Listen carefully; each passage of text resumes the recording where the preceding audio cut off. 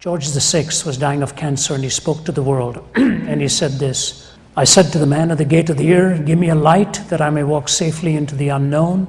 And he said to me, 'Go out into the darkness and put your hand into the hand of God. It shall be to you better than the light and safer than the known.'" Life is too precious. Don't squander it. Go out into the darkness, put your hand into the hand of God. It shall be to you better than the light and safer than the known. The greatest triumphs are those who have survived the greatest darkness. In love's service, the wounded soldiers will serve best. So don't think of hurting your life. He will carry you through. Eternity is in His hands, and I wouldn't want to risk it on that kind of ambiguity.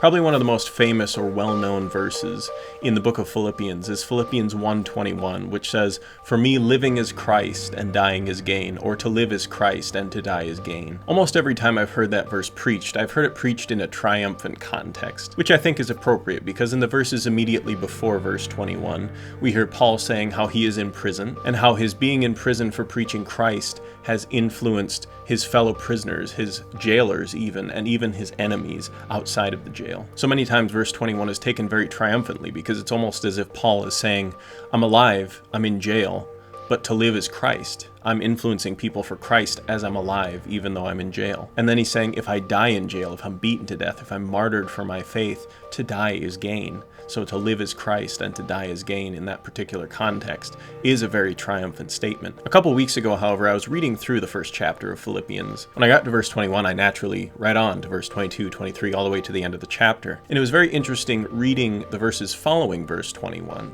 because they shed a different light than the verses before 21. Where the verses before verse 21 show Paul's statement, to live is Christ, to die is gain, as a triumphant statement, the verses following verse 21 show the statement as being wrought with pain and confusion and conflict within Paul's very own heart. The verses before verse 21 show Paul to be the person most of us are familiar with, the strong, undefeatable, passionate man who would go to any length to spread the gospel of Jesus Christ to anyone. But the verses after verse 21, specifically verses 22 through 26, paint a more human picture of Paul. They show us the conflict and almost agony that are inside of him because of his situation of being imprisoned and being mistreated for the cause of Christ. Verses 22 through 26 say this: "Now if I live on in the flesh, this means fruitful work for me, and I don't know which one I should choose.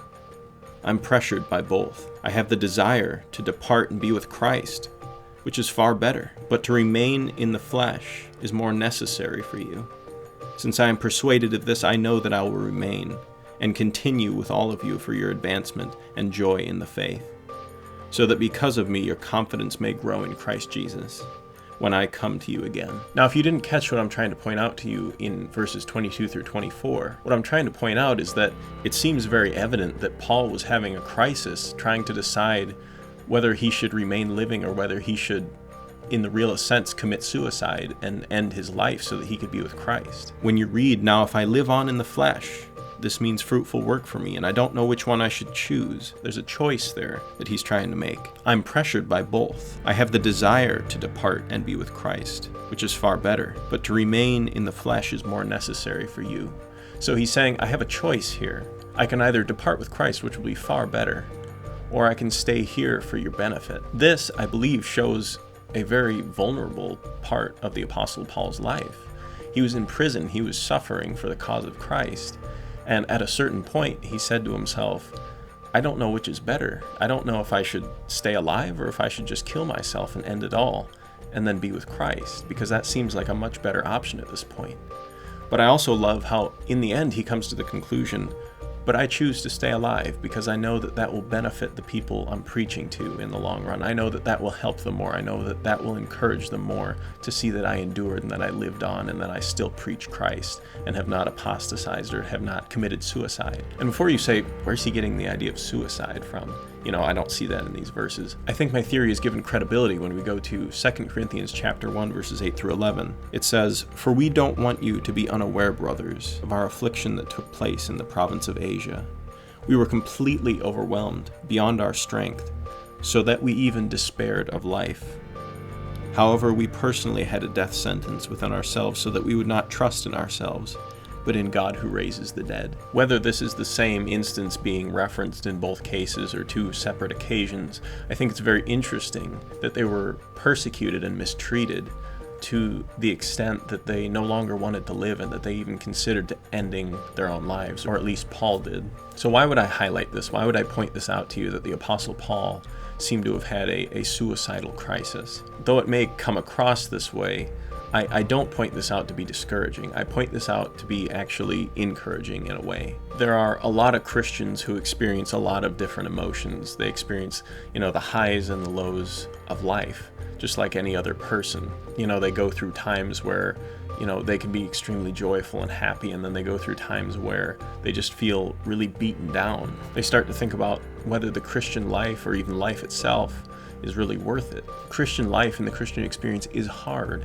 When you go through these times that just eat away at you and that are really depressing in your Christian life, you can tend to think, what's wrong with me? Christians aren't supposed to be this way. Christians aren't supposed to have these deep crises and fighting within themselves. So if you're struggling, if you're hurting in your Christian walk, I would encourage you by saying you're in good company.